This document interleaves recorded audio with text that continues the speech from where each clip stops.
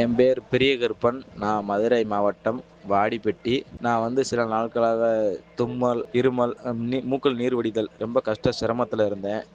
நான் எவ்வளோ மெடிசன் எடுத்து பார்த்தேன், சரியாகல. அப்புறம் தான் ஃபேஸ்புக் வீடியோ பார்த்தேன். இந்த கம்பெனி மூலமாக மருந்து, மாத்திரைகளை எடுத்துக்கொண்டேன். விஷ்ணு வெயிட் அப்படின்ற அந்த மருந்து மாத்திரை எடுத்துக்கொள்ளவும்னா, எனக்கு இப்போ 1 மந்த் ஆயிருச்சு. இப்போ கொஞ்சம் பரவாயில்லாம இருக்கு.